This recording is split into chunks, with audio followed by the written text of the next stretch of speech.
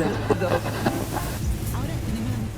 nós estamos vivendo hoje é que o homem deixou de ser o centro do mundo. É uma tristeza que os governos, inclusive, deixem a geografia um pouco marginalizada. Mas o grande problema é porque o poder é monolítico e o conhecimento é frágil.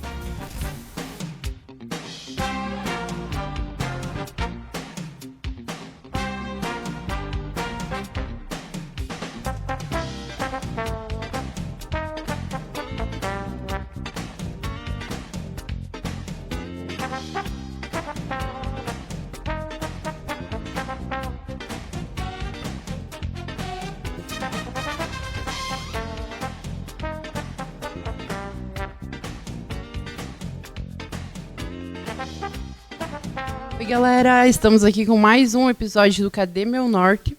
E hoje a gente está entrevistando o professor Michael. Eu sou a Fábio, sou mestranda em Geografia aqui da Unioeste. E eu sou o Gustavo, eu faço bacharel aqui na faculdade. E eu gostaria de começar perguntando para o senhor, professor, qual foi a sua formação, aonde que foi, o porquê que o senhor quis cursar a Geografia? Então, bom dia a todos. Agradecer primeiro pelo convite do pessoal e parabenizar pela ideia, né, do projeto. Inclusive dizer que eu já sou fã do projeto de vocês, já assisti aí os primeiros episódios, né, parabenizar pelo trabalho de vocês, muito interessante, pessoal, parabéns a todos. Então, eu me chamo Michael, na verdade minha trajetória, né, na geografia começa em 2008, quando comecei minha graduação. Eu sou graduado, né, tanto na licenciatura como no bacharelado, em 2011, pela Universidade Estadual de Maringá, apesar de ser aqui natural da cidade, de Francisco Beltrão. E depois, então, entrei no mestrado, também na Universidade Estadual de Maringá.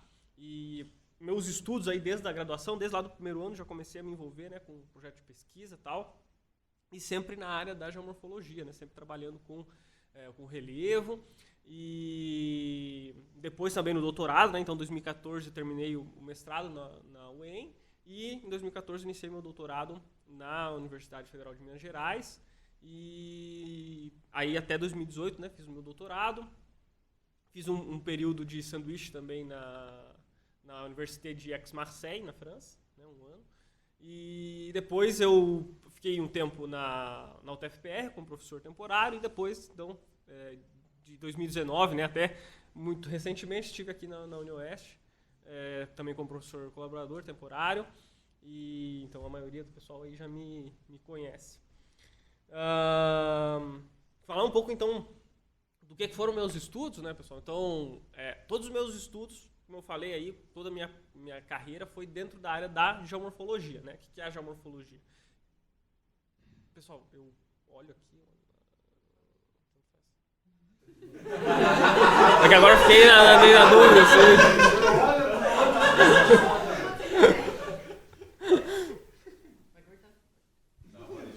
Mas deixar, não, tem que deixar, tem que ser... Tem algum ponto para voltar, sim, pessoal, que seja melhor? Não?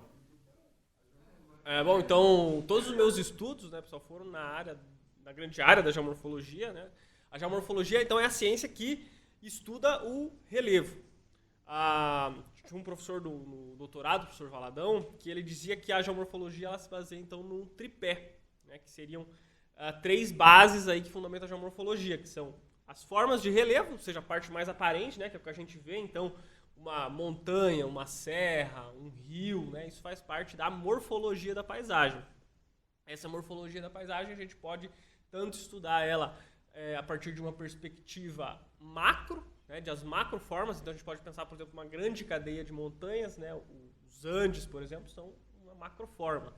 Ou a Serra do Mar, aqui no Brasil, a gente pode pensar numa mesoforma, por exemplo, um planalto, e a gente pode pensar numa microforma, uma cachoeira, por exemplo, ou uma escarpa, né, uma feição local, né, que a gente também vai estudar na geomorfologia.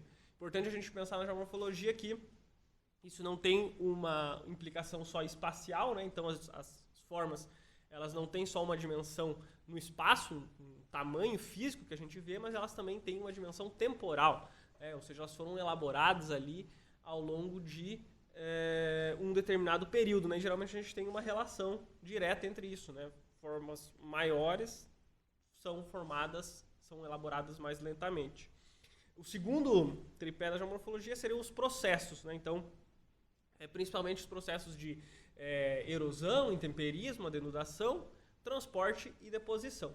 E esses processos eles vão ser condicionados por tanto fatores endógenos, aqueles do interior da Terra, quanto fatores exógenos, né, controlados pelo sistema climático, inclusive fatores lá supérgenos, que estão fora da Terra, né, controlados pelo Sol e por outros astros.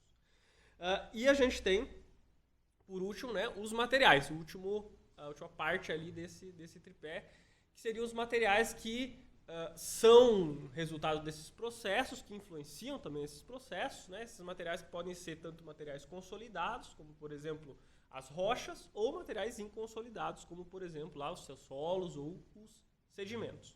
Então, a gente tem que a geomorfologia se baseia dentro desse tripé, e eu particularmente então dentro dos meus estudos, né? Então, por exemplo, lá no mestrado eu trabalhei numa perspectiva de uma vertente, então uma escala micro, em que eu tentei compreender qual que era a gênese daqueles materiais que tinha dentro daquela vertente. Então eu estudava ali qual que era a composição, a granulometria do material, né? Fazia trabalhos no laboratório, né? Para entender como que aquilo foi formado. Então tentando desvendar os processos associados à formação daquele material. Nesse caso, a gente viu lá que era uma vertente numa área, num contexto de serra, né, de contexto de transição de Planalto, na região de Faxinal, não sei se o pessoal conhece, perto de Mauá da Serra, né, uma região mais ou menos turística aqui no nosso estado, muito bonita, e está numa transição do segundo para o terceiro Planalto Paranaense. Então, essa área aí de alta declividade, e a gente tem lá esses depósitos então, que estão associados com movimentos de massa, principalmente, né, movimentos gravitacionais. Então, lá na minha pesquisa, a gente conseguiu identificar, conseguiu ver que esses materiais lá são resultantes de movimentos gravitacionais. E aí, como eu falei, tem a componente temporal também, né? A gente vê que esses depósitos são depósitos então, do quaternário recente, aí tem alguns milhares de anos, né? É um processo que ele é relativamente recente, a gente pensar na escala geológica do tempo. Já no meu doutorado, eu trabalhei numa outra perspectiva, né? Eu trabalhei com a evolução do Planalto Catarinense, transição do Planalto Vulcânico com a depressão catarinense. Então aí eu trabalhei com uma área de estudo muito maior, numa perspectiva temporal também muito mais longa, e aí também com metodologias bem diferentes. Eu trabalhei lá no doutorado, fazendo uma união entre um estudo geomorfométrico e a datação relativa. Datação relativa não, perdão, datação absoluta. Lá no meu estudo de doutorado, então, a geomorfometria, o que é essa geomorfometria? A geomorfometria é a parte da geomorfologia que emprega uma análise quantitativa associada com uma perspectiva sistêmica, né? O que é a perspectiva sistêmica dentro da geomorfologia? É a gente entender que as formas de relevo elas são resultado de uma interação entre os diversos elementos que compõem a paisagem. Então, as rochas, o clima, a vegetação, o próprio relevo inicial ali, todos esses fatores eles estão interagindo, né, o fator antrópico também, estão todos interagindo, e da interação deles, alguns então atuam com maior ou menor intensidade, com maior ou menor magnitude, e a interação deles então vai resultar naquelas formas de relevo que a gente tem ali. Então isso que a gente, essa concepção que a gente tem. E combinei isso também com a datação, né? Então tentando datar os processos, né? E aí eu utilizei uma técnica que são os isótopos cosmogênicos.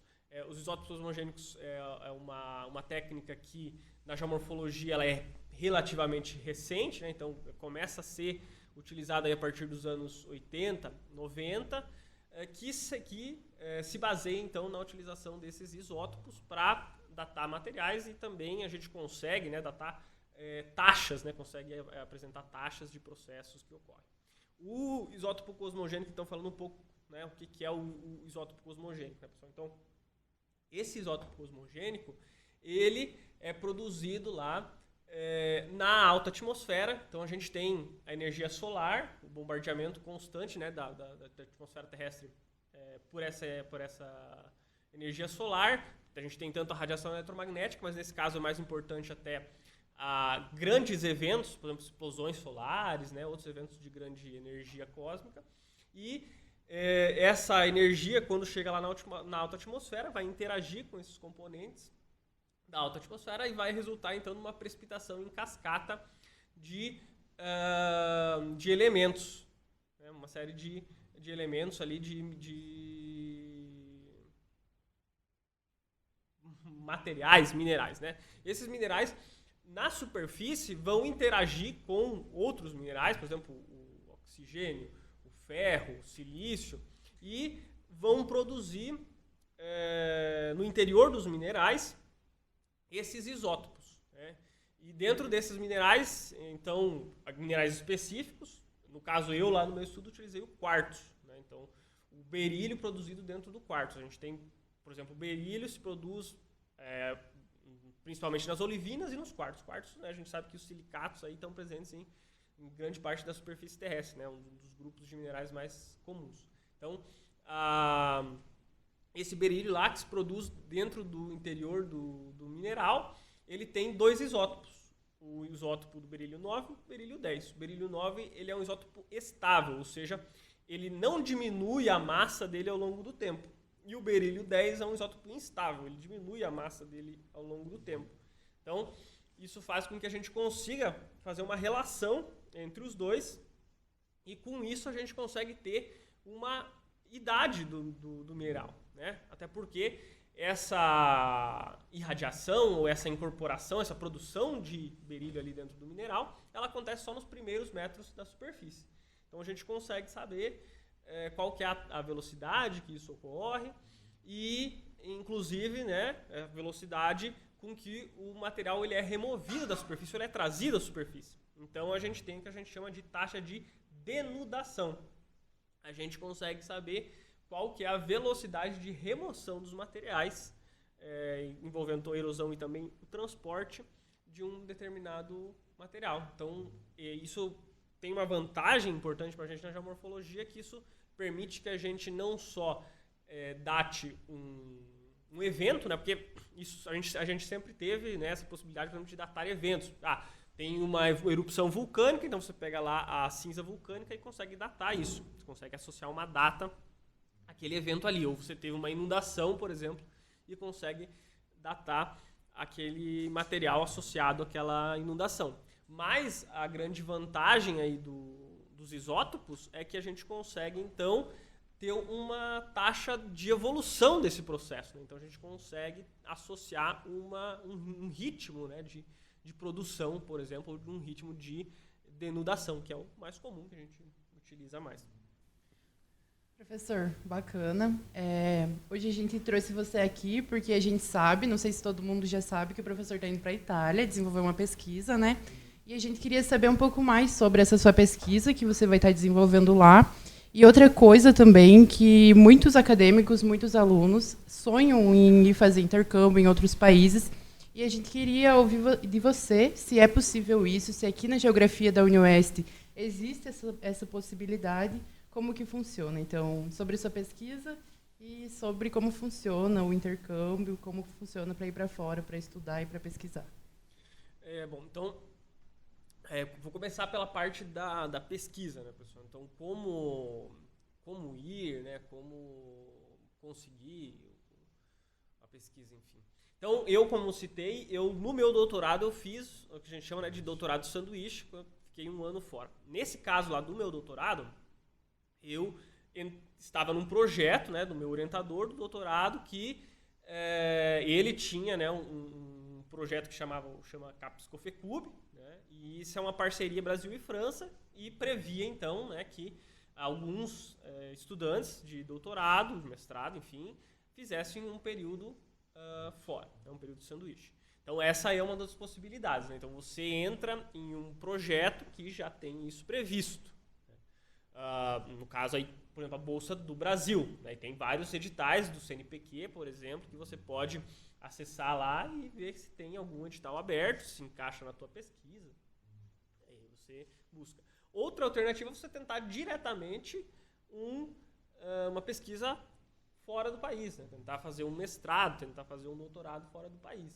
Então, a gente sempre fala que é uma experiência muito enriquecedora, né? A gente ter contato com, não só com outras culturas, mas também com outras formas de analisar o nosso objeto de estudo, né? Então, como é que em outros países a geografia ela é analisada? Então, que nem eu falei, por exemplo, meus estudos são principalmente na área da geomorfologia. No Brasil, nós aqui, quem faz geomorfologia basicamente somos nós geógrafos, né? Existem também os geólogos que fazem pesquisa na área da geomorfologia e tal, mas essencialmente a gente somos nós geógrafos que fizemos. E lá no exterior, por exemplo, a gente tem, em alguns países também são os geógrafos, em outros países são engenheiros, geólogos, né? Então, é interessante isso também. E aí, então, como que a gente busca isso, né? Então, tem algumas plataformas, né, pessoal, que a gente busca. Então, Academic Positions, outros sites que, né, o pessoal pode colocar ali depois na descrição ali, que o pessoal usa para buscar, né? E também tem o contato direto, né, pessoal? Você procura, por exemplo, na universidade lá, vê que tem o professor tal, você leu um artigo do professor tal que te chamou a atenção e pode tentar o contato direto com essa pessoa, né? A gente, às vezes, acaba tendo um pouco de medo, né, de receio, né? Mas, em geral, os professores, pesquisadores, assim, são bastante abertos, né, ao contato. Então, você pode mandar um e-mail, acho que não tem problema nenhum, né? Tentar falar, olha, professor, eu sou estudante aqui e tal, né? Explica, fala um pouco sobre a sua carreira. Importante também, quando você manda um e-mail, assim, né, pessoal, já falar um pouco sobre a sua carreira, sobre o seu percurso, tentar colocar ali um currículo, né?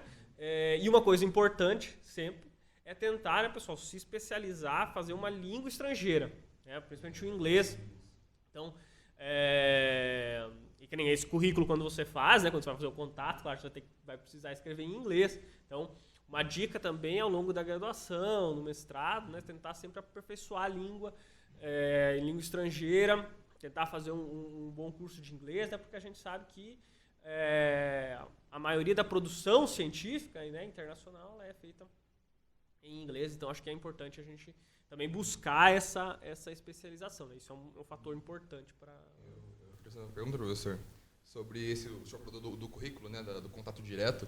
Eu gostaria de saber se, um exemplo, eu quero fazer um mestrado fora, eu quero tentar um contato direto com alguém de fora.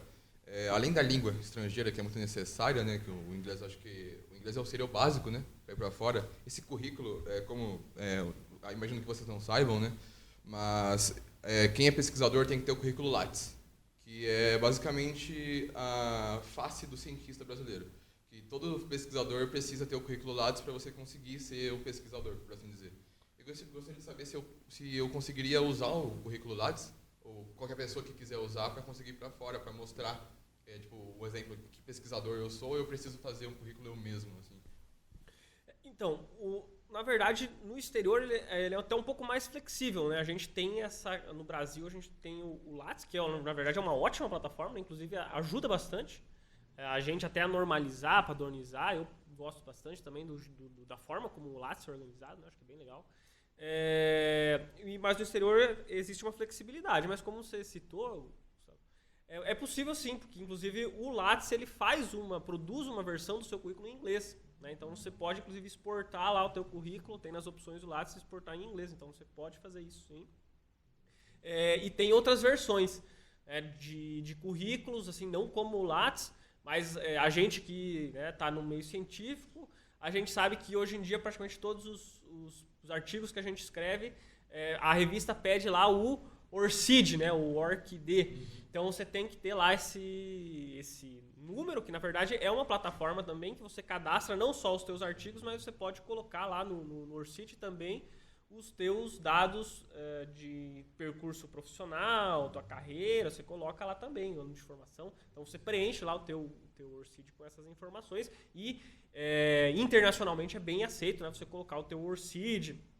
E aí tem outras plataformas científicas, inclusive ResearchGate, aí tem o Google Acadêmico, né, que aí tem as métricas lá, por exemplo, o índice H, que mede, né, as suas citações e tal. Então, é claro que no começo da carreira científica da gente, a gente está lá na graduação, provavelmente não vai ter muitas citações. Mas é importante mostrar que você tem um Google Acadêmico, lá um perfil, né, que você segue, que você está atento. Então, você coloca lá o link, né? Tem muitos lugares, inclusive, que pedem isso, né? Pedem para você fornecer um link do teu currículo, né? Então, é legal você ter essa forma de expor aí o teu trabalho, né, para o público externo. Como a Fábio havia te perguntado, o senhor vai para a Itália agora, né? E eu gostaria de saber como que funcionou esse processo para o senhor, se for contato direto, tipo, como que ocorreu, qual foi o projeto, como que vai ser esse projeto, para a gente já ir indo para o final agora, né? Já que o senhor já vai embora, a gente também tem que finalizar o programa daqui a pouquinho, e gostaria de saber como que foi esse processo, como está sendo na cabeça do senhor esse burburinho todo tão rápido. E aí, conta sobre a pesquisa que você vai desenvolver lá. Tá. Se desculpa, Fábio, não respondi. Na verdade, o Gustavo que... Foi mergulhando. Então, assim, eu, na verdade, vi esse edital online, como eu falei nesses sites, né? Eu vi o edital de pesquisa e, na verdade, nem contactei, por exemplo, o professor, avisei lá, né? Tinha um professor orientador, que era o supervisor do projeto, né? Eu, inclusive, só peguei lá, olhei o edital, vi o que era necessário, né? Tinha que fazer um currículo, tinha que organizar lá a sua documentação e tal, e enviei.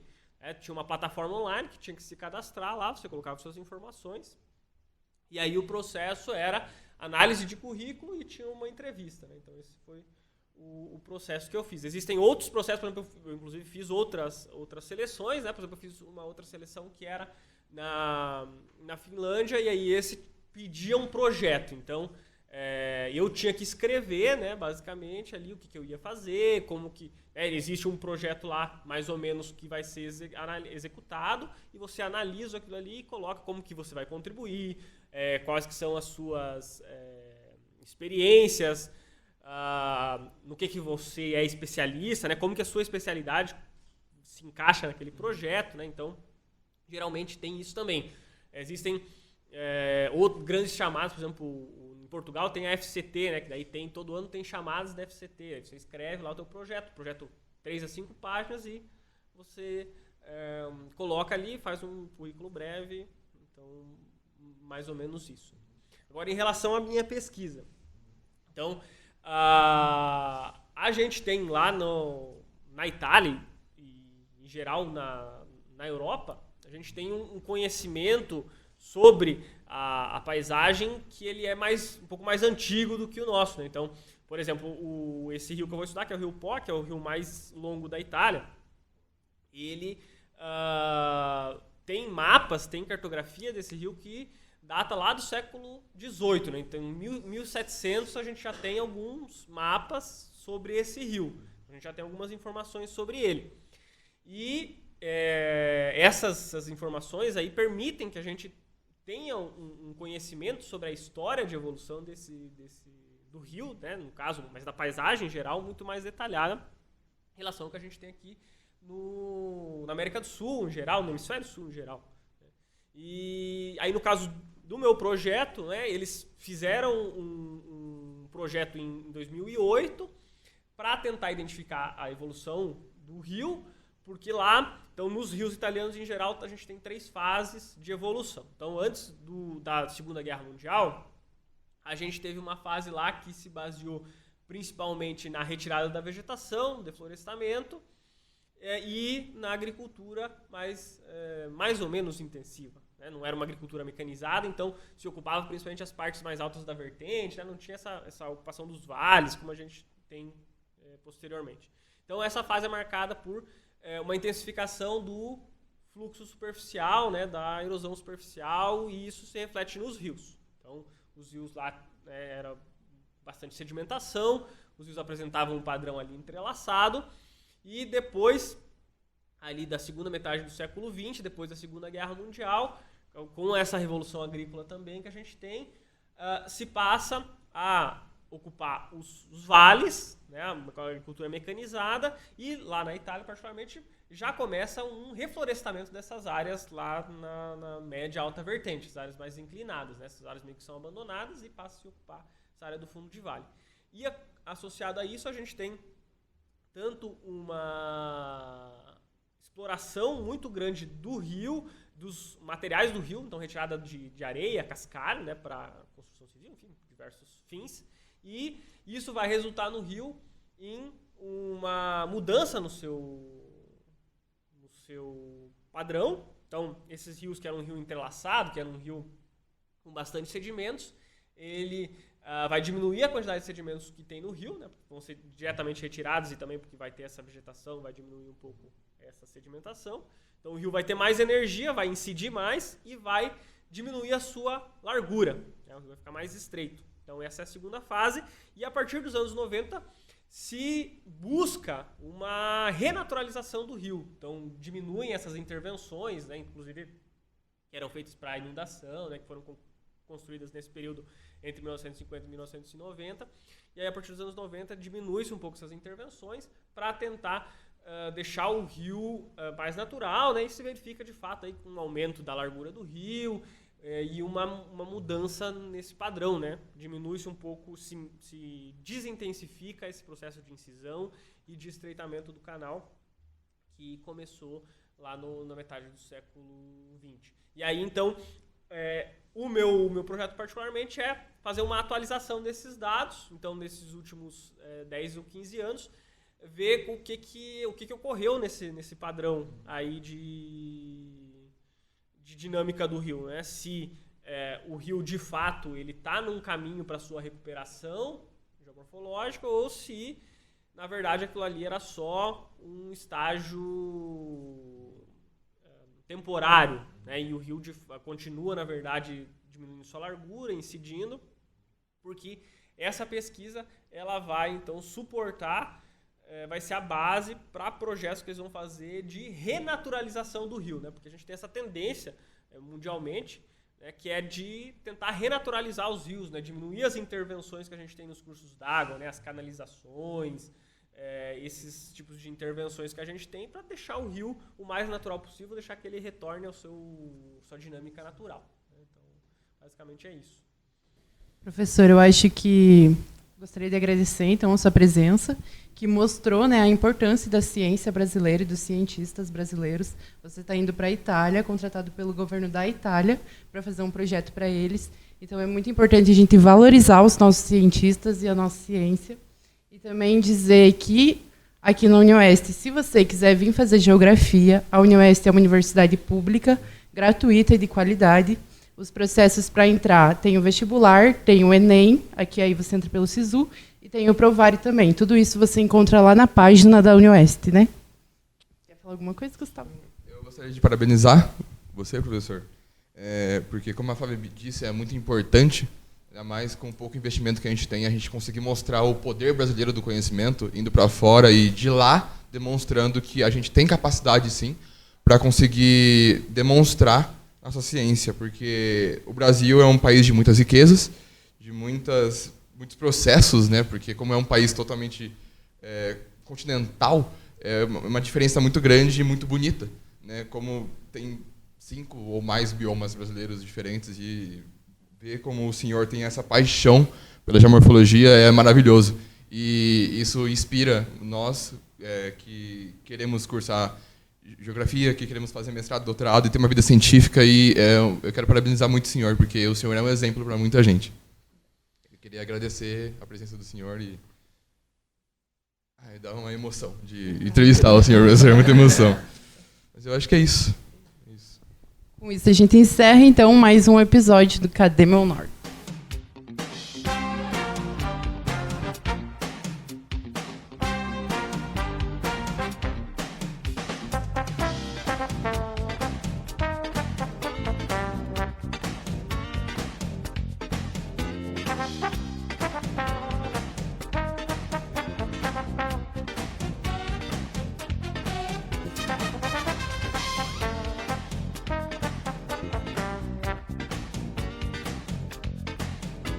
Tchau.